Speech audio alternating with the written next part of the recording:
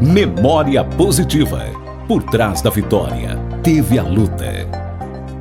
Boa tarde, ouvintes da Rádio Aranãs, você que nos acompanha através de nossa emissora, também você que nos acompanha através de nossas redes sociais. Está começando o quadro Memória Positiva, no oferecimento de temperos Pilão Mineiro e também Brasnica Hortifruti. Estou recebendo aqui no nosso estúdio hoje, em nossa emissora, o Eduardo Recinai, engenheiro. Já correu de mim bastante, mas eu consegui trazer aqui. Fácil não foi. Eduardo, obrigado por aceitar nosso convite aí. Eu que agradeço, seu Gelson. O que é difícil é mais gostoso, é sinal que a prosa vai ser boa. Vai ser boa, a prova vai ser muito boa. Pode ficar tranquilo. Eduardo, me fala uma coisa, você é natural de? Piraju, São Paulo. Piraju, São Paulo? É. Eu imaginava ser do sul de Minas. Sul de Minas é minha esposa, eu fui estudar lá e casei lá. Ah, sim. Entendeu? Meus filhos também são natural de lá. Os dois homens, a mulher já é natural daqui. Piraju fica perto de onde? Piraju fica na divisa com o Paraná. As cidades melhores lá são Ourinhos, Avaré. O rio Paranapanema, que é afluente do Paraná, passa dentro da cidade. E o rio Paraná divide os dois estados, que é Paraná e São Paulo. Nós estamos lá a uns 60 quilômetros da divisa do Paraná. Nasceu e foi criado lá mesmo? Nasci e fui criado lá. Eu saí de lá com 19 anos, mais ou menos, porque fui atrás de estudo, né, e fazer cursinho e correndo atrás de bola também, que me atrasou a vida muito. Isso aí, Você jogou bola? Todo lugar que eu fui, eu joguei bola. Uhum. Né, eu fiz um ano de cursinho em Bauru e lá eu joguei bola no futebol de salão do cursinho. E junto comigo jogou. O time nosso era muito bom. Nós tínhamos um jogador de vôlei, chamava Bezerra, e tinha mais 3 jogadores do Noroeste. Eu nem conhecia eles no dia. Um era o Daniel, Ayrton e o Baroninho. O Baroninho chegou a jogar no Flamengo, foi na seleção brasileira. Eu praticamente era goleiro, mas com eles eu nem jogava, não chegava a bola em mim, era muito difícil, sabe? Uhum. Aí em São Paulo não. Em São Paulo eu fiz cursinho em São Paulo também, mas em São Paulo já não tinha essa liberdade. Uhum. Aí eu consegui entrar na faculdade lá em Alfenas, né? A ideia minha não era Alfenas, a ideia minha era a Universidade Santa Casa, que era medicina, mas era pouca vaga e muito concorrido. Tinha lá 80 vagas e 700 japoneses, quer dizer, você não tinha chance nenhuma, né? Uhum. Ou senão a Luiz de Queiroz em Piracicaba, que eram as duas da USP. Uhum. Mas não consegui. Aí eu já ficando meio velho para entrar, né? Aí eu fui para Alfenas, lá era mais fácil entrar. O nível da turma que ia prestar o vestibular era já, que nem eu, assim, não era muito estudar, né? Uhum. Então, a minha vida foi essa. Aí eu fui para lá e me formei lá. Eu vou puxar bem lá atrás, no tempo da infância. Sim. Você vem de uma família de quantos irmãos? Eu só tinha um irmão. Então, o seu pai teve 2 filhos. Meu pai no primeiro casamento teve 5 filhas. Sim. Mas eu não conheci nenhuma. No segundo casamento, que era com a minha mãe, era eu e o Nelo, meu irmão, que mora hoje em Piraju. Uhum. Meu pai era... O Nelo morou em Capelinho um tempo? Morou, ele veio aqui trabalhar comigo, mas acabou voltando para lá, ele preferiu voltar para lá, né? Não deu muito certo. E como é que foi essa vida de infância? A minha vida de infância foi boa, assim. Como se diz assim, eu estudava escola do governo, né? Minha escola foi tudo do governo. Jogava, tinha o rio lá que tinha a SAP, Sociedade Atlética Paranapanema, né? Uhum. Ali nós ficava nadando, jogando bola. Eu fiz muita coisa assim. Minha mãe não gostava muito, mas eu cheguei a vender sorvete na rua. Você foi uma criança muito ativa. Fui, vendia sorvete na rua. Eu tinha bem... Começou com quantos anos essa atividade? Com uns 8, 9 anos, 10 anos. Vendia sorvete? Vendia sorvete. Eu saía da escola. Mas era um gosto ou era uma necessidade para ajudar a inteirar a renda ou para ter um recurso próprio? Não, era mais um gosto. Era um gosto. A gente tinha uma vida... Meu pai tinha uma vida razoável, assim. Qual que era a profissão do seu pai? Meu pai não tinha profissão. Meu pai veio da Itália, talvez para... Vocês são descendentes italianos? São. Então por isso a camisa da Itália aí. É, por isso a camisa da Itália. Meu pai nasceu em 893. Uhum. Eu acho que ele veio para cá. O meu em 1898. Aí, tudo tá bem. Então, eles vieram para cá para trabalhar no café, capinar café. Só que ele veio novinho, né? Ele veio com uma tia minha junto. Eu não sei se essa história é verdadeira. Tá passando uma novela agora, Terra Nostra, né? Reprisando, né? Reprisando. Eu não sei aquela data, se ele veio naquele navio ou não. Eu acredito que ele tenha vindo depois. Aí, naquele tempo, tinha uma colônia de italiano em Piraju, Avaré ali, assim, nem um quisto, né? Que nem japonês, um ajuda o outro. Eles montaram um curtume para o meu pai, e meu pai foi trabalhar no curtume. Meu pai tinha o curtume dele, ele preparava cromo alemão, couro, tudo, sabe? Uhum. Só que ele adoeceu antes da hora. Na época que ele teve úlcera, naquela época a úlcera acho que não tinha cura. Muita gente morreu de úlcera, né? Não tinha cura. Ele precisou abandonar. E ele abandonou muito cedo. Eu não tinha nascido, meu irmão era muito pequeno. Aí foi depreciando o patrimônio dele, né? Mas ele chegou a ter um patrimônio muito bom. E quando ele veio para o Brasil, ele veio sozinho e casou aqui ou ele veio trazendo sua mãe? Ou a primeira... Sua mãe não, sua mãe foi a segunda esposa, a primeira esposa dele. A primeira esposa era italiana também. Então veio com ele ou... Não, ele veio criança. Ele veio criança? Ele casou... no Brasil. Conheceu ela aqui e casou aqui. Assim, eles moraram numa casa... É pra você ver o destino, né? Eles moraram numa casa em Avaré que tinha morado uma família tuberculosa. Ele perdeu 4 filhas tuberculosas. Que isso? Ao mesmo tempo, estava em Botucatu, que tinha... É lugar mais frio, né? Uhum. Eu não lembro mais, eu lembro que Botucatu tinha internato. Aí uma casou e morreu no parto. E lá em Araraquara. Mas eu não cheguei a conhecer nenhuma delas, porque a diferença de idade minha, porque no caso meu pai era mais velho 2 anos que meu avô. Que isso? Era mais velho 2 anos que meu avô. Era 30 e tantos anos mais velho que a minha mãe. Olha só. Eu já contei essa história minha aqui pro pessoal. Eu também sou filho de segundo casamento do meu pai. E quando meu pai casou com minha mãe, meu pai tinha 60 e tantos, 50 e tantos anos, quase 60. Quando eu nasci, meu pai tinha 74 anos, eu convivi só 12 anos com ele. Então ele tinha uma diferença gritante, assim, de idade para minha mãe. Eu tenho irmão hoje que vai completar 100 anos o ano que vem. Nossa, parte de pai, do primeiro casamento do meu pai. Tem um outro com 94. E eu tinha irmãs, por parte de pai, que eram mais velhas que minha mãe. Pois né? Interessante. Então, o trem... É difícil encaixar. Quando você vai explicar, o pessoal fala assim, mas você tá doido, você tem um sobrinho que tem 70 e tanto, eu tenho. É que nem assim, por exemplo, outra coisa que eu vendi na rua também, eles faziam lá, chamava mug. Era um saquinho de suco que já vinha com canudinho dentro, entendeu? Uhum. Isso eu vendi também na rua. Mas era mais, o meu irmão também tinha mania de uma época ele sumiu lá, ninguém achava meu irmão. Cadê meu irmão? Ele tinha achado um cadeirante, saiu com o cadeirante pedindo esmola pro cadeirante da cidade. Entendeu? Isso. Esse era... Então era um tino pro comércio mesmo, né?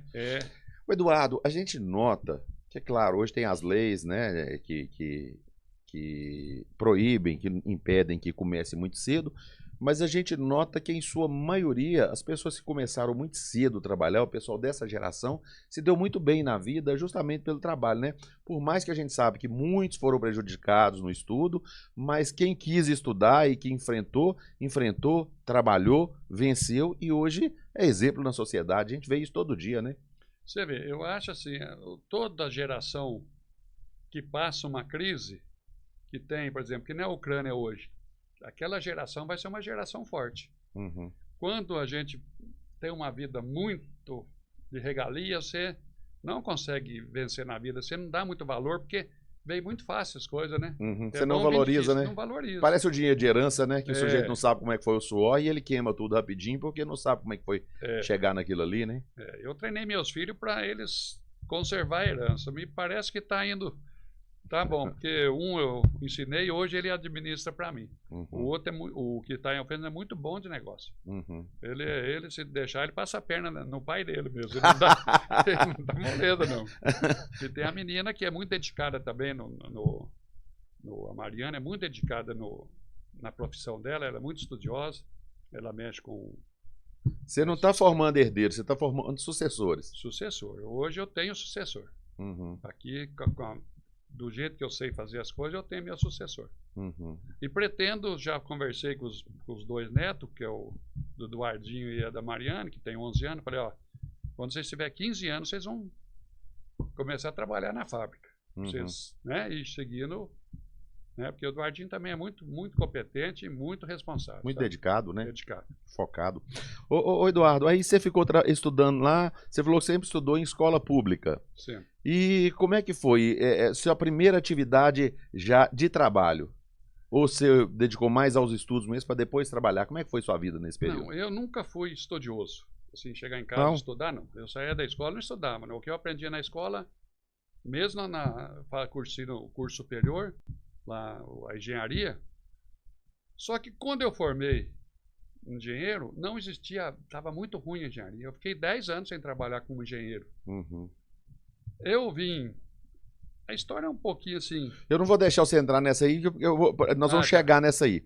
Mas eu queria saber o seguinte, essa saída sua, então você não chegou a trabalhar antes de... Você dedicou aos estudos mesmo, seu pai te deu suporte, dedicou aos estudos mesmo. Só aos estudos. E como é que foi? A faculdade você fez, foi lá mesmo? Foi pra fora? Como é que foi essa saída? A faculdade eu fiz em Alfenas. Em Alfenas. E como é que foi a partida? Moça, eu estava fazendo cursinho na Avenida Paulista, ali no prédio da Gazeta, que era o objetivo ali. Onde tem aquele museu ali onde a turma reúne hoje. E eu estava assim... Perto do MASP? Isso, do lado do MASP. Nós ia muito ver o esporte em cima lá da TV Gazeta, né? Só que a minha sala tinha 800 alunos dentro da sala. Você aprendia muito pouco. 800? 800 alunos, chamava Aquário, a nossa sala. Era... Como fosse um cinema, né? As carteiras, uma mais alta que a outra, pra você enxergar lá embaixo. Aí eu estava sentado na escada, não olhar no pilar lá, tá lá, vestibular em Alfenas, sábado, domingo. E Alfenas fica uns 300 e poucos quilômetros de São Paulo, é perto. Falei, pô, vou rachar para lá. Quem sabe eu entro, né? Aí fui lá, fiz para engenharia. Aí entrei, deu 7 candidatos para um. Foi a única vez que deu muito candidato. Lá não dava muito candidato. Aí, de lá mesmo, passei uma carta, né? Era uma carta para minha mãe. A minha mãe mandou pelo correio, cobertor, lençol, fronha. E eu aluguei um quarto. E tinha um cara lá que eu encontrei na viagem, de ônibus, de Fartura. Fartura é 20 quilômetros de Piraju. Aí nós fomos morar junto no quarto. E dali um ano nós montamos uma república, sabe?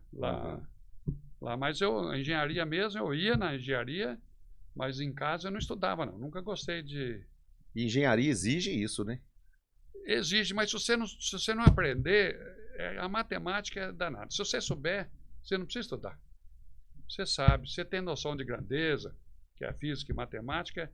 Física e matemática é meio caminho para você se dar bem na vida, eu acho, né?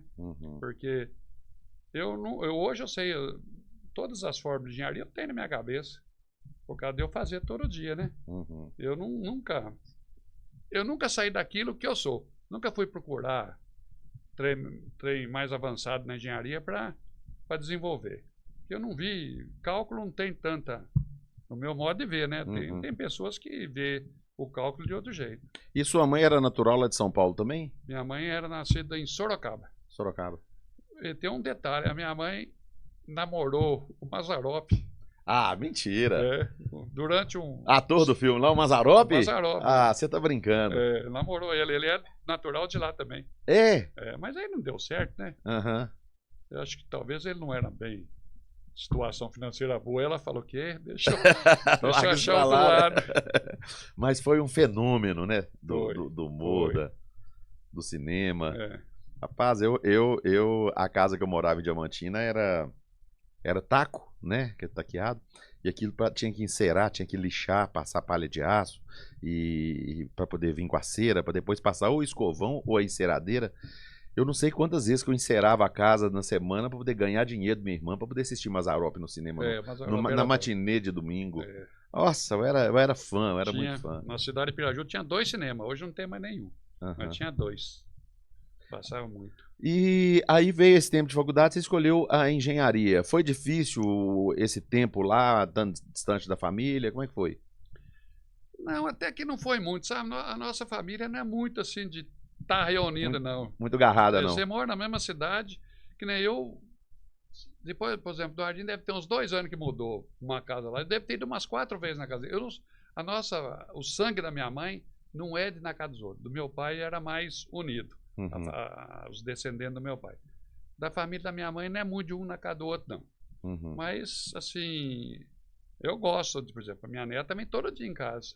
Né? Eles têm, a minha nora lá de Alfenas tem um pouco de ciúme dessa neta. Você muito puxa-saco dessa neta, né? Fala, mas é que eu tô lá, eu gosto de todos, mas cada um você gosta de um jeito, né? Não é tudo do mesmo jeito. Depende da distância, né? Mas assim, eu nunca senti falta de distância, não. Distância não. Lá eu criei as amizades lá, mais com gente da cidade do que com aluno, entendeu? Mas foi lá. E engenharia, como é que surgiu na sua vida? Era um sonho de infância? Foi influência de alguém? Como é que foi isso? Não, engenharia surgiu pela oportunidade de eu entrar na faculdade. Porque o meu sonho, na realidade, era agronomia, mas na Luiz de Queiroz. Só que a Luiz de Queiroz, em Piracicaba, é muito concorrida. Hoje tem Viçosa, que já melhorou, tem muita faculdade do nível dela lá. Mas eu queria fazer lá e não conseguia entrar lá. E comecei a ficar meio passando da hora, falei, vai engenharia mesmo. E graças a Deus me dei bem com a engenharia. Mas foi um acaso, não que eu queria fazer engenharia. Teve algum momento da faculdade que ao estar fazendo ali, você pensou em desanimar? Você falou, não é isso que eu quero? Ou você já chegou e já virou essa paixão pela engenharia? Primeiro semestre de engenharia, a gente vê que você não sabe nada. Nossa Senhora, eu tinha um professor de cálculo avançado peruano, você já não entendia o que ele falava. Cálculo avançado já era uma coisa que eu nunca tinha visto na vida. Ali eu tomei bomba. Nessa matéria eu refiz ela no segundo período, aí passei. Mas as matérias eram muito difíceis. Tinha lá estatística, que não era difícil, tinha lá psicologia do trabalho, que é uns tempos, mas tinha 2, 3 matérias. Fazia 8 matérias, a engenharia lá era cedo e tarde. De manhã e à tarde você tinha que fazer 8 matérias por semestre. Se não fizesse, ficasse 1 ou 2 para trás, tinha que fazer 10 no outro, né? Só que tinha matéria que começava a prender as da frente, se você não fizesse, né? Mas foi um curso muito bom. Eu nunca tive umas notas assim, fora de série, não. Eu lembro só de hidráulica que eu ia muito bem. Mas o resto era tudo 7, 7,5, que é o mínimo, 70% era o mínimo para você passar. Eduardo, a gente sabe que a pessoa que sai de casa, ela tem que ter muito cuidado, cuidado e foco, né? Porque se você sai de casa e muitas vezes, principalmente quem sai de uma cidade menor, vai para uma maior, e ele cai naquele encanto da cidade e perde o foco, isso derruba tudo, né? Porque se cismar que vai fazer farra, tem oportunidade de fazer farra todo dia, que é o que muitas vezes a pessoa não tem de fazer em casa, ou de repente na cidade dele, porque está próximo da família, as pessoas, todo mundo se conhece, mas quando vai para uma outra cidade, a coisa muitas vezes complica mais. Você chegou a cair na farra lá, ou você manteve o foco? Não, eu falo para você, o primeiro semestre eu entusiasmei um pouco, empolgou? Porque o Alfenas é muito aluno e é muito movimento. É festa, e tem quem pague as bebidas para você. A turma tinha lá, porque principalmente os goianos. Os goianos, tudo que vai estudar lá era muito bem de situação financeira. E você fazia amizade com eles, eu não tinha dinheiro para nada. O meu negócio era ralar, eu tinha dificuldade financeira. Minha mãe pagava para a minha faculdade fazendo blusa de tricô. Na época era valorizado, hoje você não consegue, né? Então eu tinha muito pouco dinheiro, quase não dava pra sair, não. Quando eles bancavam eu tava firme lá. Tava na pista. Tava na pista. Aí falei, deixa eu sair dessa turma, senão eu não formo, não. Aí abandonei essa amizade. Não que eu abandonei a amizade, por ser ruim a amizade. Só que eu não lia muito, não acompanhava muito, não. Não servia para estar junto, né? Não sabe, eu nunca gostei muito da noite, não. Eu não era de noitada, não. Eu vou para um rápido intervalo comercial em nome de Temperos Pilão Mineiro e também em nome de Brasnica. Memória positiva. Quando você chega numa casa e tem uma comida boa, uma comida de qualidade, e você sente aquele sabor, você pode ter certeza de uma coisa: são os Temperos Pilão Mineiro, viu? Temperos de qualidade e tem uma variedade de produtos muito grande. tudo produzido com alto padrão. O Lelcim tem um toque de Midas, né? Tudo que ele pega vira qualidade, justamente porque faz com muita dedicação. Então, quando a gente indica para você os temperos Pilão Mineiro, é para você fazer bonito na cozinha.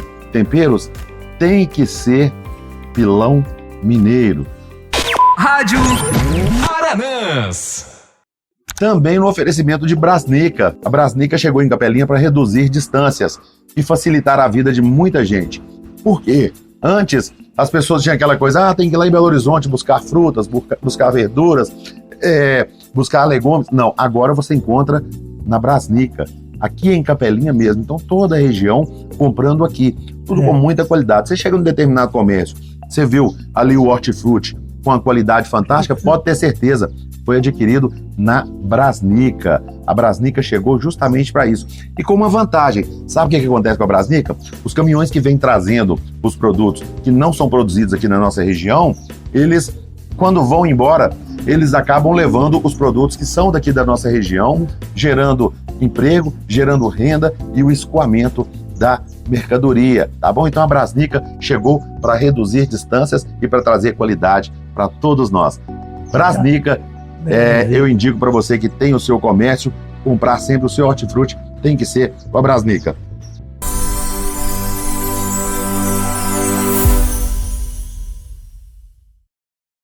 Bom, gente, estamos de volta em nome de Temperos Pilão Mineiro e Brasnica nessa prosa aqui no Memória Positiva com o Eduardo Recinai. Formatura. Aí você formou, Eduardo, como é que foi? Que a gente sabe que o sonho é se formar, mas o desafio ele fica maior, porque você tem a responsabilidade de conseguir entrar no mercado de trabalho. A gente sabe que muita gente forma e não consegue entrar no mercado de trabalho. Como é que foi isso aí? A formatura minha, eu até não participei do baile, não. Eu até estava conversando com a Sônia e aí nós relembramos aí. Nós só colamos grau. Quando eu não ia nem na colação de grau, porque eu não tinha condição de comprar as roupas, essas coisas. Eu tinha, assim, era meio justo. Só que eu formei 6 pessoas comigo. Eu fiz os TCC deles e formei 6 que não ia formar. O TCC nosso era um prédio de 4 andares. Você tinha que fazer, não o arquitetônico, já vinha pronto. O estrutural, o hidráulico e elétrico. Só que, por exemplo, um prédio se usava um ferro CA40, o outro CA50, você usava um concreto diferente de um e de outro, sabe? Então, quer dizer, não tinha jeito de copiar um do outro. E aí, esses 6, eu falei que não ia participar. Esses 6 pagaram meu álbum. A Sônia ganhou. A Sônia estava grávida. Ah, você casou enquanto. Isso que eu ia te perguntar. Você casou enquanto você estava fazendo faculdade? Enquanto estava fazendo faculdade. Deve ser de medo de eu formar e ir embora, né? E você conheceu ela, foi lá? Conheci lá, ela é de lá. Uhum. Conheci ela num campo de futebol. Ah, depois nós vamos entrar nessa parte aí. Aí conta aí a parte da formatura que depois eu entro no coração. Aí a formatura, pois é, tá ligado ao meu primeiro emprego aqui. Uhum. Porque eu era muito amigo do Zé Eugênio, era cunhado de Serginho Meirelles, casado com a Ida, que era filha do seu Sérgio. E eu falei, rapaz do céu, como é que eu vou comprar o vestido pra Sônia aí, né?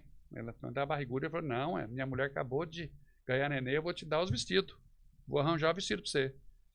E eu fui, no dia da colação, eu fui lá na casa dele pegar o vestido. E o seu Sérgio estava lá, que ia participar, né? Eu estava muito queimado. O seu Sérgio falou, você estava vindo da praia? Eu falei, não, eu estava ajudando meu sogro a bater feijão junto com meus cunhados. Uhum. E eu só trabalho de calção, não conseguia pôr roupa. Aí ele falou, você gosta de fazenda? Eu falei, gosto. E morreu o assunto ali. Aí eu peguei os vestidos, fui embora, a Sônia usou lá, eu fui devolver. E no final do ano, ele me convidou para vir trabalhar aqui, entendeu? Uhum. Aí o Bruno nasceu em dezembro, eu vim, fiquei aqui no Santo Antônio e voltei para pegar a Sônia depois de 40 dias que o Bruno tinha nascido, que ele foi para lá, né? Entendi. Vim trabalhar comigo aqui. Uhum. Mas não tinha energia elétrica. Nós morávamos numa casa dessas que galinha dorme embaixo do coisa, né? Sim, suspenso, né? Sônia chorou uns 15 dias, coitada, que sofreu. Pois é. E a Sônia tem fama de ser brava, né? Tem fama de ser brava. Foi a primeira loira que chegou em Capelinha, viu? É? É, a primeira loira. E é brava mesmo? A Sônia é... Porque pelo jeito aí não parece ser não, porque ela aceitou vir pra cá, te acompanhar, morar num lugar que não tinha luz, na roça, na dificuldade, saindo de uma cidade grande. Mas ela não deixa ninguém mandar nela, não. Não, né? Não, isso ela não deixa, não. Eu vejo a hora que ela tá emburrada lá, eu saio de lá, né? Mas ela é brava. Uma Mas saidinha francesa, minhas né? noras é muito pior que ela. É, Ah, as noras é brava. a Poliana é braba, a outra não sei, mas a Poliana é braba. A outra avança, não sei. Eu não deixo Poliana andar com minha mulher de jeito nenhum. Não, se ela Esse é o ensinar- tipo de coisa... Não, você tá doido, não pode ser É. não, nunca. Eles são pior que a minha. A Sônia É pior? A Sônia é o seguinte, ela Será não que leva fez desaforo. vestibular pra conseguir uma mais braba? Ele conseguiu achar uma mais brava lá. Porque a família da Sônia são todos bravos. Não tem ninguém manso, não. O sonho deles era jogar bola e brigar dentro do campo. Entendeu? Eles não... Tapa, todo jogo nosso tinha briga de tapa. Com a turma lá. E os irmãos dela, tudo corajoso pra isso. É. E os parentes também. E como é que você conseguiu entrar? Você foi mais corajoso que conseguir entrar numa família dessa, né? Eu conheci Ou ela. você entrou de medo? Não, eu fazia, ó, pra você ver, fazia uns 2 anos que eu não jogava bola mais, que eu tava lá. Aham. Aí teve um jogo lá, o rapaz falou, ô moço, faltou um goleiro lá, você vai. Eu fiquei sabendo que você joga no gol. Eu falei, moço, faz 2 anos. Eu falei, não, é um timinho. Não, dá pra jogar tranquilo. Cheguei lá, era o sub-20 da Ponte Preta. Aham. Eu falei, vocês estão ficando louco, rapaz. Faz 2 anos que eu não jogo bola. Joguei, foi 2-0 pra nós. O tio da Sônia, chamava Joaquim Bento, um senhor lá, ele tinha um time de futebol amador lá. Que era as famílias tudo e alguns de fora. Uhum. E aí eu fiquei jogando nesse time. Eu até joguei um jogo pro Cruz Preta, era um time de lá, e esse time acabou e virou Vila Rica. Nós chamava Vila Rica. Aí nós fomos jogar contra o time do São Bento. E eles têm umas 20 mulheres lá de prima, sobrinha, não sei o quê. E elas atrás do gol me xingando, sabe? Pode cutucar estrela, xingando, todo quanto é nome. E eu dando tchau pra elas. Mas a Sônia não estava ali, a Sônia estava na Alambrada. Aí tinha um amigo meu na arquibancada, eu falei, a hora que o Corinthians tá jogando com a Ponte Preta, a hora que o Corinthians fizer um gol, você dá sinal pra mim aí. Terminou o primeiro tempo, eu fui em direção do Alambrado para perguntar pra ele, que o Birubiru tinha feito um gol. Aí dei de cara com a Sônia, no Alambrado, entendeu? Depois encontrei ela, a odontologia tinha como se fala assim, tinha um lugar de festa, de noite, toda quinta-feira tinha show lá e... Esqueci como é que chamava. Uma espécie de um diretório acadêmico, Isso, né? diretório acadêmico. E aí eu encontrei com ela lá, ela estava com as amigas dela, encontrei com ela lá e comecei a namorar ela naquele dia, entendeu? Eu não lembro a data que comecei a namorar. Não posso errar do casamento, né? Não, do casamento você tá anotado aí, né? Não anotei. Se o não, sujeito errar a data do casamento, ele não esquece mais nunca. Nunca. Mas eu acho que eu lembro. Aí começou a namorar. E ela fazia faculdade lá também, ou só morava lá? Como é que Ela era? estava fazendo colégio. Tava A Sônia devia ter 17 anos, 18 anos. 17 anos quando eu comecei a namorar ela. Ela fazia colégio. E teve aquela coisa de ir em casa pedir em namoro, essa coisa toda? Não pedi Teve, não. Não, só para noivado nós precisamos pedir. Mas para então você se namorar, livrou de nós passar começamos a aperto, né? namorar. Tinha um irmão dela que não ia muito com a minha cara, não, mas depois Você foi apaziguando, né? O jeitinho, né? Mas assim, aí ela entrou, ela estava fazendo química quando ela veio para cá. Eu não lembro se ela parou para vir para cá, mas ela estava no segundo período, acho por aí, tá no começo. E vocês namoraram muito tempo? Nós namoramos 3 anos, acho, rapaz. Aí... O sujeito que tá morando fora, estudando, quando arranja uma namorada na cidade, facilita demais a vida dele, né? Ué, lógico. Aí já come na casa da sogra, já perde a hora de ir embora, já dorme ali mesmo. Aconteceu isso com você? Aconteceu, mas já bem na frente. Porque... No início você teve coragem não, né? Não, no sítio do meu sogro lá, ele tinha um sítio e ele tinha um campinho de futebol society, mas arrumadinho. Todo sábado nós ia lá jogar bola, mas eles não sabiam que eu namorava a Sônia, não. Os pais, né? Os outros sabiam. Todo sábado juntava os irmãos e mais uma turma, nós ia 2 horas da tarde, nós tava lá até 5 horas, 6 horas. Aí subia lá, tomava um café, minha sogra era muito boa de coração. Tomava um banho lá, já ficava. Você Chuva sabe, atrapalhava de ir embora, que as lorotas, né? Não, eu acho que eu comecei a dormir lá depois que eu casei. Acho Ah, que foi? acho que Antes você não de teve casar, coragem, não, né? Não. O pai dela era meio durão. Ah, Aí nós pedimos pra ficar noivo, pediu pra ele. Mas ela falou, nós podíamos ficar noivo de brincadeira, né? Aí eu comprei uma aliancinha muito ruim. Aí depois eu me veio e falei, não, mas não é justo, nós temos que falar pro seu pai que nós estamos noivos. O pai dela ainda tinha mandado arrumar uma espingarda, tava trazendo a espingarda de uma 28, saca de besta. E aí nós pedimos namoro. Aí ele falou assim, ó, vocês têm 1 ano para casar. Que jeitão. Tinha prazo e tudo? Tinha prazo. Aí ela falou, não, pai, como é que ele está estudando? Ele não tem condição de a gente casar. Ele falou assim, onde come 6, come 7. Mas vocês têm 1 ano para casar. E nós casamos, por isso que eu casei antes de formar. Mas nosso caminho era casamento. Antes de formar. Casei antes de formar. Eu formei no meio de 82 e o Bruno nasceu no final de 82. E eu tinha casado 1 ano antes, né? Para não falar a data, né? Acho que foi 18 de julho. 18 de julho. Anota isso aí, viu, Luiz? Porque se errar, eu não sou responsável pela confusão, não. Se eu errar, você corta essa. Mas é 18 de julho. 18 de julho. De 82. Aquele tempo, casamento era assim, matava 2 vacas e churrasco e um bolo, né? E foi assim lá? Foi assim lá, né? Teve uma chácara que um primo dela cedeu para nós, que era uma desajeitada, meu sogro deu 2 vacas pro E esse tempo todo seus pais estavam vivos ainda? Meu pai não, minha mãe estava. Só sua mãe? Minha mãe foi no casamento. Minha mãe casou depois. Seu pai depois. morreu, você tinha quantos anos?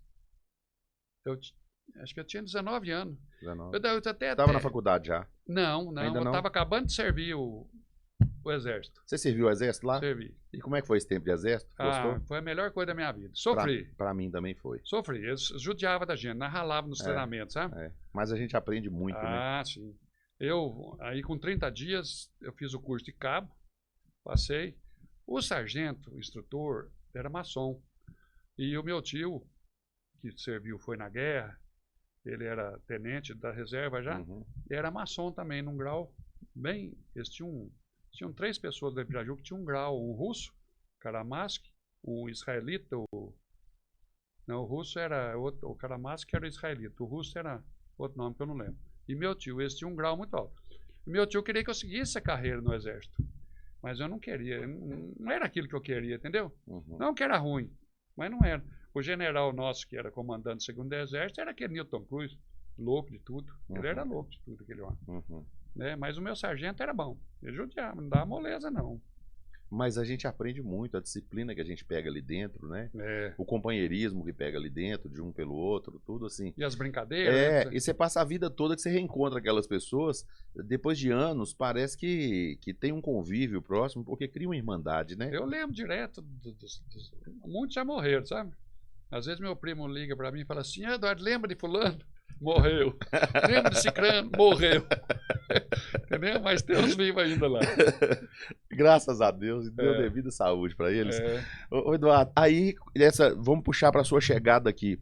Foi difícil chegar, porque você falou, foi morar numa casa que não tinha luz, numa fazenda, que não tinha luz, toda dificuldade. Além disso, o que foi a principal dificuldade de adaptação? Para nós sair de lá, eu saí com uma variante 2. O que eu tinha estava dentro da variante. E o meu menino deitado no banco de trás junto com uma cachorra. Veio os 2 no banco de trás da variante. Eu cheguei ali em Curvelo, em vez de eu vir direto, eu virei para Corinto. Vixe. Eu gastei 24 horas para chegar aqui. Aí cheguei aqui e encontrei aquele Liscardo Fracasso que tinha Eu falei, como é que eu vou para Santo Antônio? Chovendo. Ele falou, mas agora é difícil. Eu falei, mas eu tenho que ir. Eu tenho que ir para Santo Antônio. Era terra, que é Mumbuca. Tolava. Aí ele foi com uma Toyota na frente e eu fui atrás. Mas antes de chegar na casa, eu caí no mataburro torto e chovendo. No caminho. E Sônia xingando. Sônia morrendo de medo no escuro, né? Mas no caminho meu bagageiro quebrou. Eu precisei atravessar um pau de cerca e amarrar com arame de ferro para passando por dentro do carro, sabe? No eu tirar o meu menino, cortei a testa dele no arame de ferro pro Bruno. Cortou. E nós andamos, a minha cachorra que foi dando o caminho para nós, que estava escuro demais. Aí nós chegamos na casa que ia ficar, o Serginho estava lá esperando nós, né? Só que o Serginho não abria a porta para ninguém também de noite, né? Era muito perigoso. eu fui substituir o Cléo. O Cléo da Camig, Leonardo. que era o Leonardo, que era o gerente lá. Eu fui substituir ele. E era um gerente completamente diferente, né? O estilo do Cléo e o meu estilo. Eu trabalhava de sapato, né? Sapatinho. Mas foi meu começo lá, mas fiquei 1 ano e 8 meses lá, sem energia. A Sônia deu aula do 1º ao 4º ano lá. Lá. Eu não sei se o Salvador de Aricanduva ainda é vivo. Salvador, os meninos estudavam numa tora de Angelim e sentavam numa torinha mais firme. A mesa era uma tora. Aí eu consegui com esse Salvador, ele conseguiu com a prefeitura de Tamandiba as carteiras. Só que era no lampião de gás. E o pessoal que queria estudar, eu soltava eles 1 hora ou 2 horas do serviço para eles poderem tomar um banho, descansar e assistir a aula, né? Porque lá era até o 3º ano. O que é que valia até o 3º ano para eles? Não era uma formatura, né? Sim. Aí a Sônia deu aula durante o tempo que nós ficamos lá, ela deu essa aula para eles. Do 1º ao 5º. Que legal, rapaz. Aí nós ia numa motinha até Tamandiba, porque ela ia receber lá. E lá em Tamandiba eu fiquei conhecendo o Reduzindo, o velho, né? E o Farnese. Toda vez que eu ia lá, nós tomava banho na casa deles e tomava café. Porque chegava tudo sujo de terra, né? E essa foi as primeiras amizades de fora da fazenda. Que legal, rapaz. Aí, com 2 anos, o seu Sérgio comprou a Santa Maria e transferiu eu para cá, para o Resplendor. Sérgio Meirelles. Sérgio Meirelles, pai. No caso, aí o Serginho formou e veio trabalhar aqui. Aí eu voltei para Alfenas. Lá em Alfenas eu substituí um gerente da fazenda do João da Campeneus. Ele era representante de Pneus Pirellas no estado de São Paulo. Ele teve fazenda aqui em Novo Cruzeiro. Eu conheci ele aqui, mas assim, numa dessas instrução de café, dessas reuniões de café. Porque aqui em Capelinha, como eu tinha procuração muito forte do seu Lair, eu tinha mais contato com os donos de fazenda, não com os gerentes de fazenda. Sabe? A gente reunia mais essa turma. Mas aí eu fui para Santa Maria. Aí voltei para Alfenas. Trabalhei 2 meses lá, substituindo esse gerente, chamava Antônio da Luz. E esse Antônio da Luz, eu fiquei lá 1 ano e pouco, montei uma loja de aviamento lá, mas estava indo bem ruim, sabe? Esse Antônio da Luz encontrou o senhor Lair. Falou, senhor Lair, tem um rapaz que fala bem demais de Capelinha. E o senhor Lair estava me procurando. Quando separou a sociedade, eu fui pedir emprego para o senhor Lair antes de ir embora. Ele falou, Eduardo, eu estou separando a sociedade. E se eu separar, eu vou te chamar. Quando eu separar. Eu falei que eu achei que era uma forma educada dele falar não para mim, né? Aí ele falou assim, não, mas eu estou procurando esse rapaz tem mais de ano. Aí ele me deu o endereço, e o senhor Lair chegou na loja que eu estava.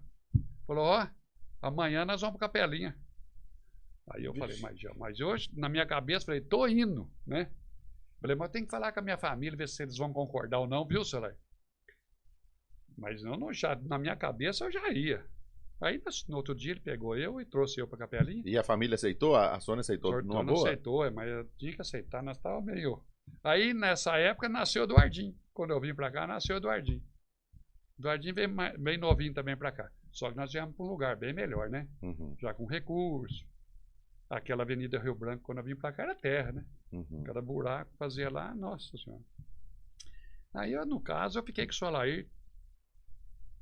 Eu não sei quanto tempo eu fiquei, não. Eu acho que fiquei mais. Eu falei de 15 anos, 16, mas eu acho que eu fiquei mais. A Sônia fala que eu não fiquei, não. Mas eu fiquei uns 15, 16 anos com ele. Agora, nesse período, tinha formado em engenharia, né? E foi administrar essas fazendas.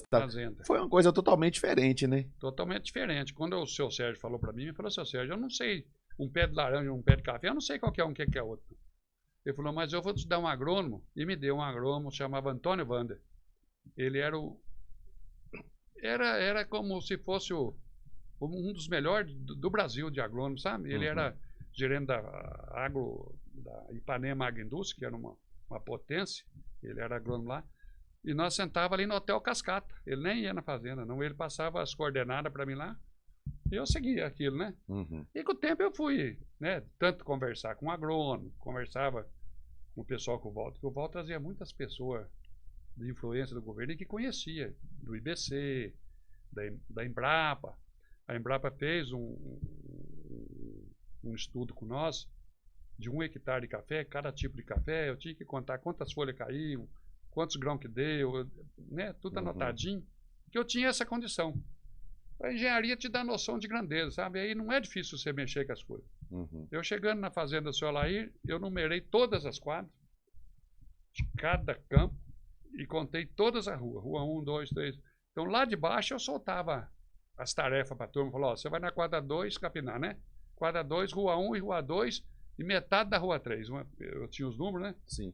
Nunca ninguém chegou primeiro que eu lá na fazenda. Mesmo eu morando na cidade, no escritório.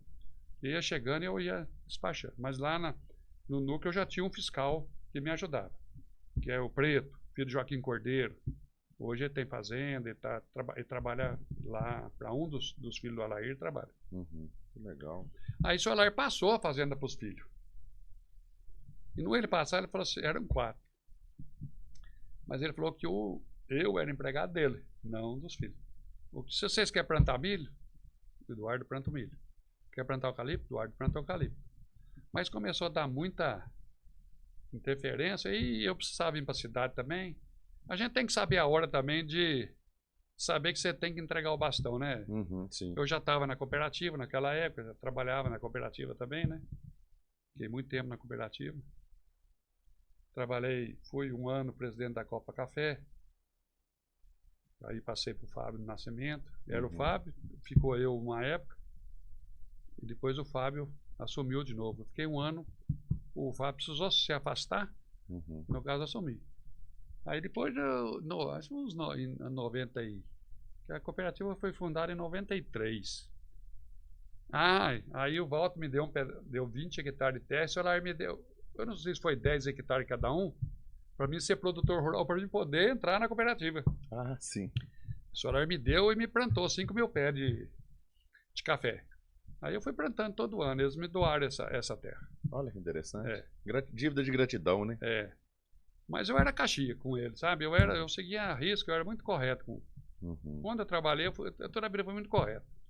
Eu era dedicado mesmo, não tinha essa coisa. Na cooperativa mesmo, eu cumpria meus horários, não tinha obrigação, né? Porque eu fui conselheiro, depois fui vice-presidente junto com eles, depois assumi foi criando diretoria, assumi uma diretoria financeira, porque o diretor financeiro tinha que ser o vice-presidente da cooperativa, então tinha que ser eu.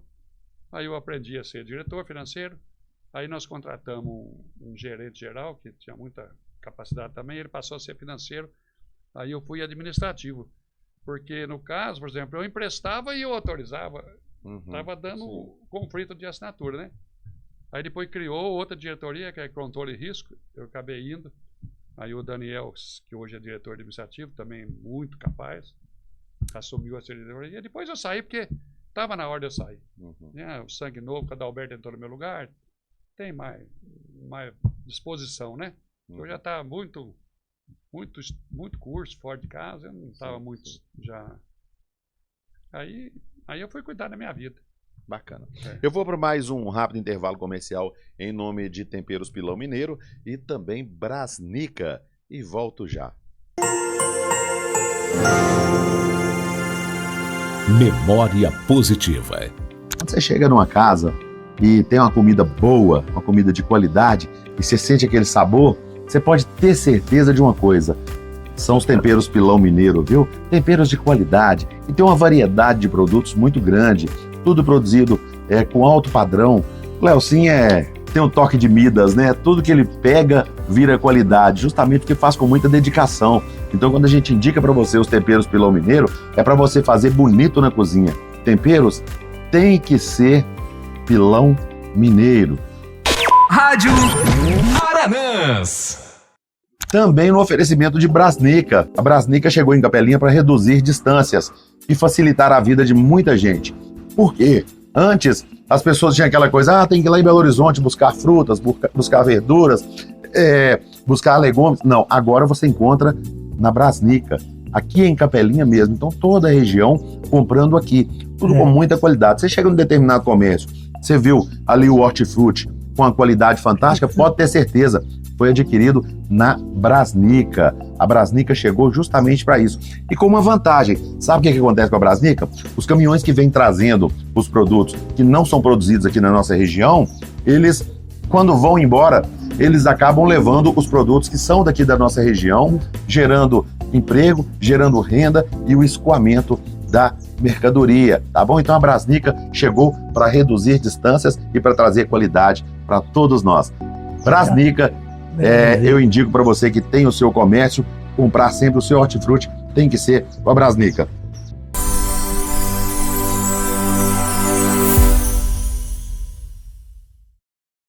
Em nome de Temperos Pilão Mineiro e também Brasnica, quadro Memória Positiva, nessa prosa aqui com Eduardo Recinai. Eduardo, mas nesse intervalo aí, você teve também se dedicando à engenharia. Aí a engenharia foi aplicada, né? Porque muitas obras em Capelinha passaram pelos seus cálculos. Então, como que eu entrei na engenharia? Isso devido ao CREA também, que veio fiscalizar e tinha que ter um engenheiro. Mas a Marta Horta, ela fazia muito projeto arquitetônico. Na época, ela fazia e o CREA não tinha o CREA fiscalizando. O CREA começou a fiscalizar. Aí eu legalizava as obras para ela. Quando eu legalizava, eu punha a minha placa na obra. Né? Porque ela era, talvez, eu acho que ela é decoradora. Ela não era uma arquiteta. Mas ela fazia projeto muito bem feito na época.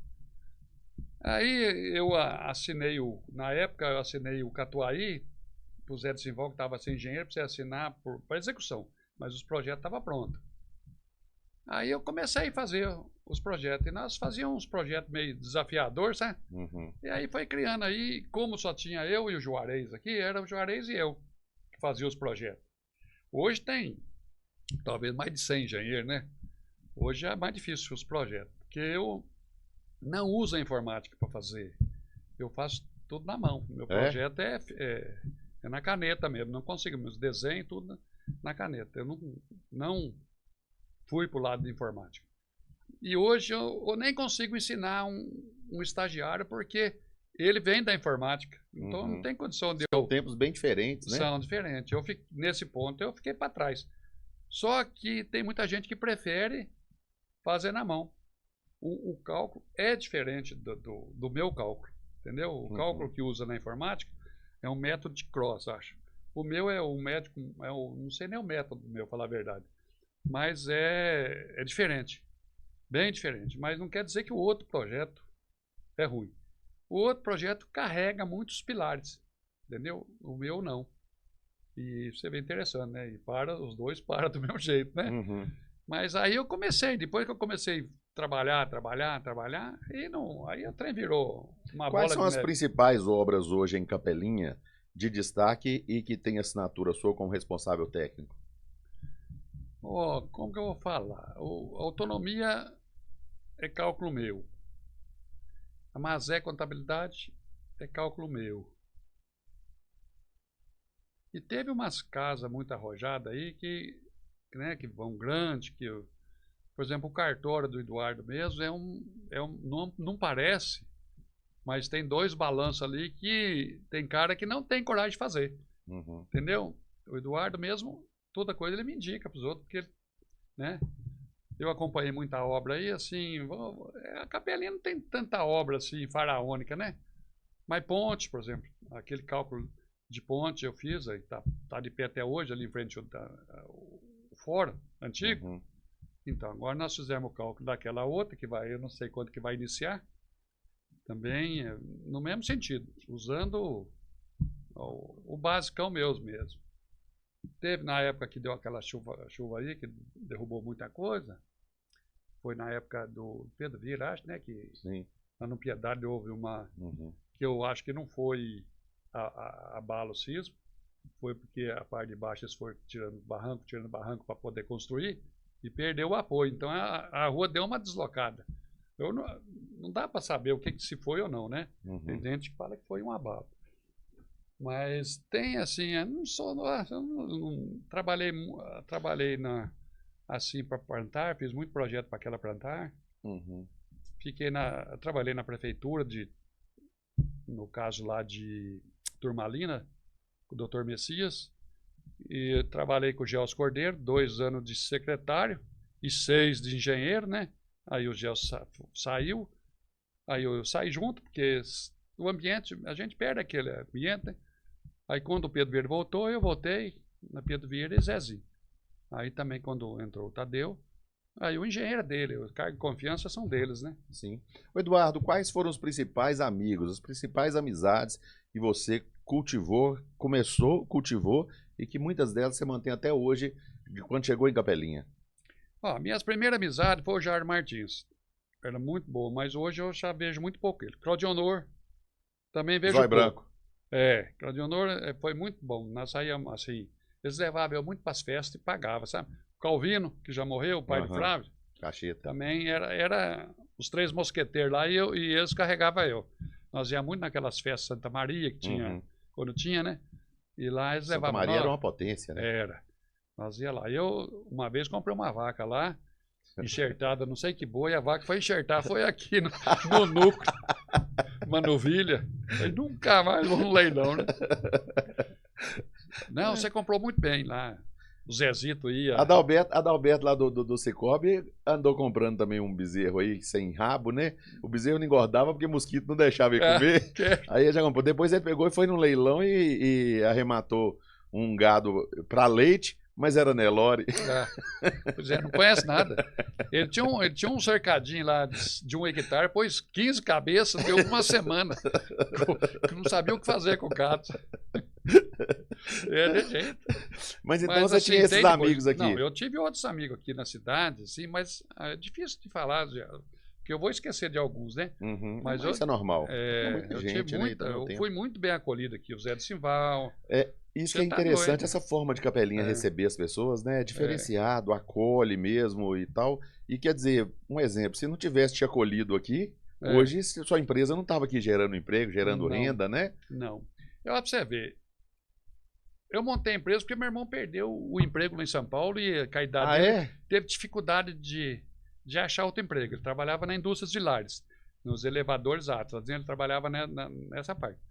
Aí minha mulher dele ligou para mim e falei, ó, eu tinha café, falei, traz ele aqui, mando ele girar os cafés para mim, né? Eu tinha vários pedacinhos. Aí ele veio, mas não deu certo, não. Aí surgiu a compra da onde tem aquele depósito de areia, que eu comprei do prefeito de Turmalina, Zailson, né? Jailson. Zailson. E ele era sócio do irmão do Cabo Luiz, eu esqueci o nome dele. Aí eu comprei aquilo lá. O seu Maurício até que corretou. Foi uma Blaze e acho que 20 mil reais. Era um dinheirão naquela época. Uhum. Aí aí meu irmão foi trabalhar lá. Era pré-cap, né? Era pré-cap. Aí meu irmão foi trabalhar lá. Aí, sociedade, você sabe que é difícil. Aí eu Muito. preferi deixar para E ele. às vezes com o irmão é até mais difícil, né? É, Porque não. qualquer atrito que dá ali afeta o relacionamento de família também. Aí eu deixei ele com ela e montei outro. Na época eu tinha no Corro do João, tinha uma 50 hectares, vendi pro Beto Real. Comprei do Beto Real e vendi pro Beto Real. E com aquele dinheiro eu montei a fábrica. Sobrou, né? Eu gastei, acho que na época, 100 e poucos mil reais para montar ela ali. Uhum. Comprei os terrenos ali, depois fui comprando mais terreno, conforme tive oportunidade. Agora nós estamos mudando lá para em frente o Zezito, onde você passou, me viu? Sim. Nós vamos mudar para lá porque ficou pequeno aqui, a cidade foi chegando, é muito barulho, pó, né? Sim. Antes que o povo tire, a gente já se sentiu que está na hora de sair, né? Tô incomodando aqui. A gente está incomodando mesmo. Eles não... E é uma estrutura muito grande que vai ser construída ali, pelo que eu vi, né? Passei lá, estava acompanhando a obra lá, uma estrutura bem grande, né? É grande. Nós compramos uma máquina automática de fazer, ela é informatizada, né? Uhum. Que a mão de obra está ficando difícil e a mão de obra não é o mesmo bloco que você faz de um dia para o outro, não é o mesmo. Porque às vezes o cara põe um pouco d'água, às vezes põe um pouco menos cimento. É tudo, não é perfeito. E a máquina vai deixar perfeito. Eu falo, eu quero desse traço, o silo joga já. Entendeu? A quantidade certa, a água certa. Uhum. E faz muita coisa por dia, viu, Zé? E a tendência natural está sendo justamente essa. A máquina cada vez... Veio aquele tempo aí que o pessoal apavorou com a motosserra, mas se a motosserra não tivesse chegado para poder... E depois a Skyder, a Feller, essas máquinas aí para cortar o eucalipto, fazer tudo, o que ia ser dessas empresas hoje, né? Porque todo mundo Não tinha gente. demonizou a chegada da revolução, essa revolução industrial que teve, né? Mecanizando tudo. E hoje não tem mão de obra. Se não tivesse feito isso aí, estava tudo parado hoje, né? Hoje, lá no núcleo, uma vez, teve um ano nós colhemos 2.000 sacos de café nessa área que eu comecei a tomar conta. Eu entreguei ela com 7, a mesma área. Nós colhemos 2.000 sacos, pegando lata, jogando dentro de uma caixa d'água para lavar, fazer o serviço do lavador, para separar o boia, jogava para cá o boia, pegava a cereja e levava, quer dizer, 2.000 sacos de café limpo. Nós colhemos de jeito. Hoje, se você falar isso, você está ficando louco, ninguém faz isso. Não, é mentira sua. Mas nós fizemos, entendeu? Uhum. Beleza. Agora, depois veio a colhedeira, né? Para nós, equipou, foi lavador, descascador. Foi ficando mais fácil. Agora veio essa derriçadeira. E você ainda está nesse ramo ainda do café? Ainda tem o plantio de café ou parou? Não, eu vendi tudo em 2007, tudo que eu tinha de eu vendi e vim para a cidade. Uhum. Eu acho que para mim foi a melhor coisa que eu fiz.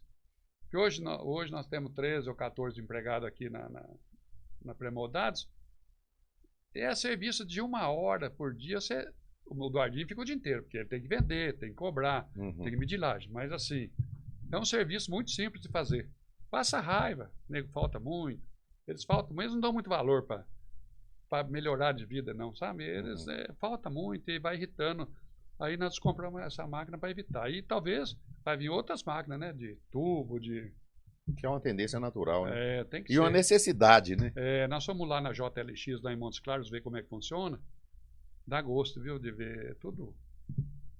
Ô Eduardo, e na construção civil, o que você produz para a construção civil, gera uma responsabilidade muito grande, né? Se você vende um bloquete ali e foi colocado na rua ali, ele começa a dissolver, começa, né? Você faz uma laje ali, ela não garante, você atrapalha a construção todinha, né?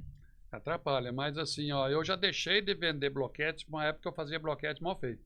O funcionário meu fazia mal feito.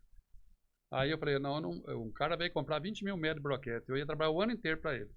Falei, não vou te vender, porque ele não tá bom, eu não quero fazer isso. Em seguida, veio a Queiroz Galvão que fez aqui a Aricanduva? Não. Não, foi não. Do presidente do América. Uhum. Aquele bloquete foi tudo eu que fiz. Entendeu? Mas eles me deram o traço, eu fiz para eles. Eu só paguei a mão de obra, porque agregado eles tinham que trazer, porque eu não tinha condição de bancar. Fiquei 1 ano para receber. Depois que termina, vem os outros receber. Você vê os bloquetes, tá lá até hoje, não desfez. Uhum. Então, mas é uns bloquetes mais caros. Hoje a gente faz uns bloquetes que eu vendo tranquilamente, não tem problema nenhum. Os tubos que a gente faz lá, dificilmente você acha um igual, viu, Jais? Uhum. Os tubos é muito reforçado, o pessoal elogia. A fábrica muito organizada, limpinha, sabe? Uhum. É difícil você ver um pré-moldado que é limpinho daquele jeito. É verdade. Mas já é mérito do filho, né? Ele que nem a mãe, cheio de frescura, com limpeza. Sim. Ô Eduardo, tem algum arrependimento na vida? Não. A melhor coisa da minha vida foi ter vindo para cá. Uhum. Eu acho. Podia ser que eu estava numa situação... Eu estou numa situação confortável hoje, financeiramente, né? Eu não... O pessoal acha que eu sou rico, mas eu não sou. Eu sou estabilizado.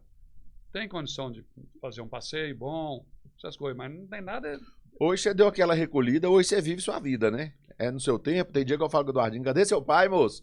Ele fala, vai, tá lá no solar, sossegado lá. Nós compramos lá para mim, toda tarde, geralmente eu vou para lá. Agora tem dia que eu não vou, porque eu não estou dando conta de fazer de manhã o que eu tenho que fazer. Às vezes eu pego um dia para repassar, entendeu? Porque eu acompanho algumas obras, que eles pedem me acompanhar, umas 4 ou 5 que eu estou acompanhando aí, e faço meus projetos, né? Mas eu estou afastando o que dá, eu vou... Mas procurado, você ainda faz algum projeto ainda? Faço. Vem, tem a turma antiga minha ainda que veio, né? Ah, que bacana. Eduardo, quero te agradecer imensamente essa prosa. Tem alguma coisa que eu não perguntei, você gostaria de falar sobre essa fase da vida aí? Tem alguma coisa, mas falar a verdade, nem eu tô lembrando, né? Sim, muita coisa, né? Porque você vai contar a vida da gente tudo. Mas eu, por exemplo, No Santo Antônio, quantas vezes nós dormimos na estrada atolado, né? Aham. Eu fiquei muito bem na estrada, mas aquilo para mim era diversão. Eu divertia, eu falo assim, eu divertia mais naquela época do que hoje. Que eu pegava um caminhão, podia encher de gente, nós ia lá no Junco jogar bola, ia lá no Nassib Raidan, tem aquela folha larga, tem um campo de futebol ali, que a hora que você está saindo, você vira à direita, o campo, ele tem um aclive que quando o nego chuta a bola, você espera ela vir para você de novo para você chutar. De tão inclinado que é. Então, isso para mim, ali na Limeira, todo quase de tardezinha a jogar bola, Aricanduva, nós temos um time muito bom, Aricanduva. Então é o seguinte, eu acho que eu divertia muito mais naquela época. Agora eu fico pensando em escola de neto, saúde, e não sei o que, né? A gente procura hoje, eu vivo quase para eles, mas eu vivo Agora, o principal ramo que você poderia desenvolver, para a gente encerrar aqui, o principal ramo que você poderia desenvolver, que ia dar dinheiro mesmo, aí é para não ficar rico, é você pegar a Sônia, pegar a Poliana e colocar elas dando mentoria de braveza. Eu podia amansar, né? Fazer um curso de amansar as mulheres. Também tem esse lá também. Como é que você conseguiu amansar? Poliana tem um cunhado mentor que ele diz que ele não conversa com ela. Eu passo perto dela na rua e falo assim, tá brava ou tá mansa? Nunca fui brava, mas já fala pegando do tranco. E não fala baixo também não, né? Eduardo, obrigado pela sua participação aqui conosco. Foi uma prosa muito boa e que com certeza muita gente aprendeu muito. É uma escola da vida, né? Mostrando que com luta, com determinação se vence, por mais que as dificuldades venham da forma que veio para você, de morar numa fazenda sem luz, de sair de uma cidade desenvolvida e vir para o interior com toda a dificuldade, mas mostrar que essa dificuldade que gera homens fortes. Eu que agradeço, Teve, eu achei que ia ser mais difícil, que antes eu tinha um pouco de coisa, mas é que uma coisa que eu falo, que eu vou falar aqui, que fala para todo mundo. Eu toda a vida, 30% eu guardei. Então você faz igual o Jonas. Jonas também ensinou esse 30%. É 30%. Isso é uma técnica da economia. Eu tô tentando, não tô conseguindo, não, moço. Não, mas você tem que guardar quando você recebe, não no final do mês. Eu acho que eu vou encostar no você e Jonas pra vocês inteirar os 30 pra mim, porque não tá dando, não tô chegando. A hora que você receber, você guarda. Aí, se não der pra comprar aquilo que você quer comprar, você deixa pro mês que vem pra você comprar. Entendeu? É assim que faz. Então, essa é a sua técnica também, 30%? A minha o Jonas falou que o pai dele ensinou ele isso e que foi o que deu certo na vida dele. Eu fui montando meus capital que eu tenho hoje, comprando, vendendo. Eu sou ruim de negócio, eu não sou bom de negócio, não. Eu compro caro, mas só que o tempo deixa barato as coisas, né? Que nem um terreno você compra caro, mas daqui 5 anos você tem que ter paciência de esperar, né? Não é, o trem não é. E aguentar esperar também, aguentar esperar. Mas é assim, hoje eu tô muito feliz aqui com a minha família, né? Então não tem nada a queixar. Maravilha. Gente, falei então no oferecimento de temperos Pilão Mineiro e Brasnica com o Eduardo Recinai, engenheiro, nessa prosa aqui no Memória Positiva, que volta no próximo sábado. Repórter Jailson Pereira para a Rádio Aranãs. Memória Positiva. Por trás da vitória, teve a luta.